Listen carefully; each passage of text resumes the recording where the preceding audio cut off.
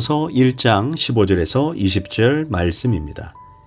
이로 말미암아 주 예수 안에서 너희의 믿음과 모든 성도를 향한 사랑을 나도 듣고 내가 기도할 때 기억하며 너희로 말미암아 감사하기를 그치지 아니하고 우리 주 예수 그리스도의 하나님 영광의 아버지께서 지혜와 계시의 영을 너희에게 주사 하나님을 알게 하시고 너희의 마음의 눈을 밝히사 그의 부르심의 소망이 무엇이며 성도 안에서 그 기업의 영광이 풍성함이 무엇이며 그의 힘의 위력으로 역사심을 따라 믿는 우리에게 베푸신 능력의 지극히 크심이 어떠한 것을 너희로 알게 하시기를 구하노라.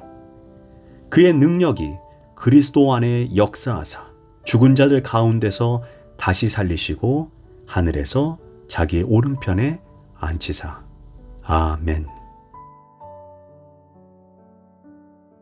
할렐루야. 오늘도 좋은 날입니다. 에베소서 1장 15절에서 20절 말씀 묵상입니다. 오늘은 우리의 영적인 눈을 밝혀 주소서라는 제목으로 말씀을 나누도록 하겠습니다. 오늘 본문을 바울의 기도라고 말합니다. 바울은 자신의 기도문을 여러 서신서에서 기록하고 있습니다. 기도문을 기록한 이유가 무엇입니까? 내가 너희들을 위해 이렇게 기도한다는 것입니다. 그리고 내가 너희를 위해 이렇게 기도하니 너희들도 이렇게 기도하라는 것입니다. 너희를 향한 나의 소원이 이러하니 너희도 이렇게 힘써서 기도하라는 것입니다. 모름지기 기도는 가정이나 교회가 하나가 되어 기도해야 합니다. 목사기도, 성도기도 따로가 되어서는 안 됩니다. 아버지 기도, 어머니 기도, 아들과 딸의 기도가 하나가 되어야 합니다. 우리가 서로 멀리 떨어져 있지만 내 기도와 너희 기도가 하나가 되어 하나님의 마음을 움직이도록 그렇게 되기를 바라는 것입니다. 바울은 이렇게 기도를 시작합니다. 15절과 16절입니다. 주 예수 안에서 너희 믿음과 모든 성도를 향한 사랑을 나도 듣고 내가 기도할 때 너희로 말미암아 감사하기를 그치지 아니하고 즉 우리가 아무리 답답한 일이 있고 아무리 죽을 지경이 되어도 항시 감사로 시작해야 합니다. 왜냐? 가장 위대한 기도가 감사 기도이기 때문입니다. 바울은 빌립보서 4장에서 아무것도 염려하지 말고 모든 일에 감사함으로 하나님께 아뢰라 이렇게 말씀했습니다. 아이들이 부모에게 찾아와서 무엇을 달라 할 때 생글생글 웃으면서 부모님이 건강하셔서 감사하고 이전에 주신 것도 감사하고 키워주신 것도 감사합니다. 이렇게 감사하는 마음으로 나온다면 벌써부터 줄 마음이 생기는 것입니다. 반면 징징 울면서 나는 이 집에 태어난 것이 불행이다. 어쩌다 팔자가 잘못되어 가지고 이런 식으로 나오면 주려 하다가도 마음이 확 사라지는 것입니다. 그런 거로 하나님 앞에 나와 생글생글 웃으면서 예쁜 얼굴로 감사하며 기도해야 합니다. 감사한 마음, 이것이 기도의 자세입니다. 이제 바울은 기도의 대상을 말해줍니다. 17절 우리 주 예수 그리스도의 하나님 영광의 아버지께. 우리가 예수님을 믿어서 하나님을 아버지라고 부르게 된 것입니다. 굳이 서열로 따지면 예수님만이 진짜 아들이고 우리 모두는 다 양자입니다. 예수님께서 우리의 죄를 위해 십자가에 돌아가셔서 우리의 죄를 전부 속량하시고 우리를 의롭다 하시기 위해 부활하셨습니다. 우리가 그 공로를 믿고 그 의를 믿을 때 하나님께서 우리에게 하나님의 의를 입혀 주십니다.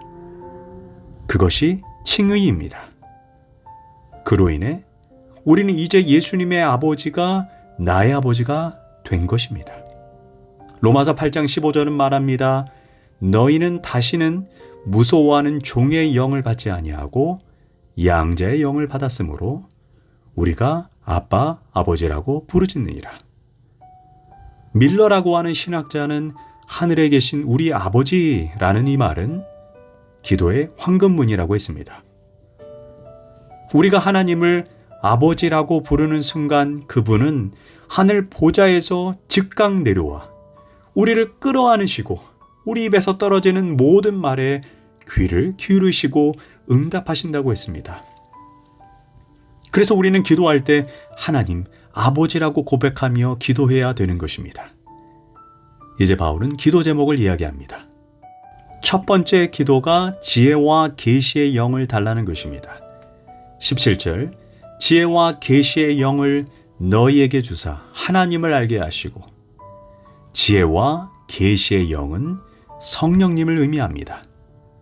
여기에서 하나님을 알게 하시고에서 알다가 기네스코로, 이는 지식적으로 아는 것이 아니라 체험적으로, 인격적으로 하나님을 알게 해달라는 의미입니다. 즉 우리는 성령님께서 우리의 마음을 조명해 주시고 감동케 해야 우리가 복음과 진리를 깨닫고 무엇보다 하나님을 인격적으로, 체험적으로 알게 된다는 것입니다. 두 번째 기도가 마음의 눈을 밝히사입니다. 우리가 눈이 있다고 볼 수 있는 것이 아닙니다. 빛이 없으면 볼 수가 없습니다. 가령 카메라로 사진을 찍습니다. 제일 중요한 게 적절한 빛입니다. 아무리 좋은 카메라도 빛이 들어오지 않으면 소용이 없습니다. 비 오는 데서는 좋은 사진을 찍을 수가 없습니다. 우리가 눈을 뜨고 있어도, 아무리 지식을 가지고 있고 지혜가 있어도 하나님께서 우리의 눈을 은혜의 빛을 비춰주시지 아니하면 아무 소용이 없습니다. 바리새인들 그렇게 성경을 읽고 연구해도 정작 메시아가 왔을 때 예수님을 알아보지 못했고 도리어 예수님을 십자가로 죽였습니다. 고로 하나님께서 그 성령의 빛을 우리에게 밝히 비춰주실 때 우리의 영적인 마음의 눈이 열어지게 되는 것입니다. 그리고 우리의 마음의 눈을 밝혀주실 때 우리가 세 가지를 알 수 있다고 오늘 본문은 말해줍니다. 18절과 19절입니다. 그의 부르심의 소망이 무엇인지, 성도 안에서 그 기업의 영광의 풍성함이 무엇인지, 우리에게 베푸신 능력의 지극히 크심이 어떠한 것인지 알게 하신다고 합니다. 첫째, 부르심의 소망을 알게 해달라는 기도입니다. 즉 자신의 사명을 알게 해달라는 것입니다. 나를 불러주신 목적을 알게 해달라는 것입니다.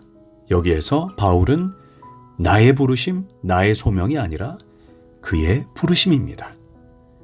즉 나를 향한 하나님의 계획, 나를 향한 하나님의 사명을 알게 해달라는 간구입니다. 그 결과 바울에게 이방인들을 향한 하나님의 사역의 문이 열리게 되고 그는 역사의 휙을 걷는 위대한 사명자가 된 것입니다.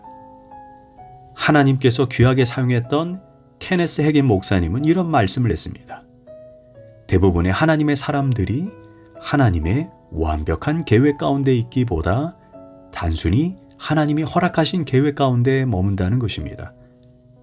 하나님의 완벽한 계획이란 하나님께서 나를 통해 이 땅에서 이루고자 하시는 하나님의 계획과 비전, 꿈, 소망이 있다는 것입니다. 내가 감당하지 않으면 안 되는 하나님의 비전과 계획이 있다는 것입니다. 그런데 그것을 성령을 통해 깨닫고 하나님의 일을 감당하는 사람을 향해 하나님의 완벽한 계획 가운데 있다라고 케네스에게는 말합니다. 그러나 안타깝게도 대부분의 하나님의 사람들이 단 한 번도 자신을 향한 하나님의 계획을 묻지 않고 그저 자기가 하나님을 위해 하고 싶은 사역을 끝까지 고집하다가, 즉 허락된 계획을 하다 생을 마감한다는 것입니다. 만약 바울이 끝까지 자신의 동족 유대인들에게 복음을 전하는 것을 사명으로 고집했다면 적어도 바울은 전 세계에 복음의 기초를 놓는 위대한 종은 되지 못했을 것입니다. 우리는 나의 부르심이 아닌 하나님의 부르심, 그의 부르심을 알게 해달라고 기도해야 합니다. 그때 넘치는 기름 부으심이 우리 위에 임하게 될 것입니다. 둘째, 기업의 풍성함을 알게 해달라는 기도입니다. 기업은 상속입니다. 우리에게 약속된 미래의 상속이 있습니다. 그것이 하나님의 나라 천국입니다. 그 마지막을 가슴에 품고 산다면 이 땅에서 조금 못돼도 뭐 그리 크게 문제가 되겠습니까? 그 마지막을 보지 못하니 울고 불고 원망하고 복수하고 좌절하는 것입니다. 스데반을 보십시오. 그는 돌에 맞아 죽습니다. 그러나 하늘의 기업을 바라봅니다. 돌에 맞아 죽으면서도 누구 하나 원망하지 않습니다. 왜냐? 이로 인해 천국과 더 큰 상급이 기다리고 있다는 것을 분명히 알기 때문입니다. 천국을 바라보는 사람은 얼굴빛이 다릅니다. 스데반이 조롱당하고 몰매 맞고 순교할 때 하늘을 바라보고 그의 얼굴이 천사와 같았다라고 성경은 말합니다. 우리는 영광의 기업, 이것을 바라보는 분명한 눈이 회복되어야 합니다. 마지막으로 우리에게 이미 베푸신 그의 힘의 능력을 알게 해달라는 기도입니다. 그런데 그 힘의 능력을 이미 하나님이 우리에게 베푸셨다라고 바울은 말합니다. 그것을 깨닫게 해달라는 것입니다. 무엇입니까? 즉 예수를 죽은 자 가운데 살리신 능력, 그리고 그 예수를 자기 보좌 오른편에 앉게 하신 능력입니다. 그런데 이 동일한 능력, 십자가에서 보좌까지의 능력을 우리에게도 이미 베푸셨다는 것입니다. 이것이 거듭난 자의 정체성입니다. 즉 예수님께서 십자가에서 죽을 때 나도 십자가에서 죽고 예수님이 부활할 때 나도 부활했습니다. 그리고 예수님이 하나님 보좌 우편에 앉을 때 나도 그 자리에 함께 앉았다라고 성경은 말합니다. 고로 예수님이 십자가와 부활을 통해 죄를 이기고 사망을 이기시고 사단의 권세를 패배시킨 그 능력과 권세, 그리고 하나님 보좌 우편에 앉으셨을 때 그 모든 권세가 이미 우리에게 주어졌다는 것입니다. 다시 말해 이것이 거듭난 자의 정체성입니다. 사단은 이미 우리에게 패배했고 더 이상 사단은 두려운 존재가 아니라 우리의 밥입니다. 죄도 사망도 패배했습니다.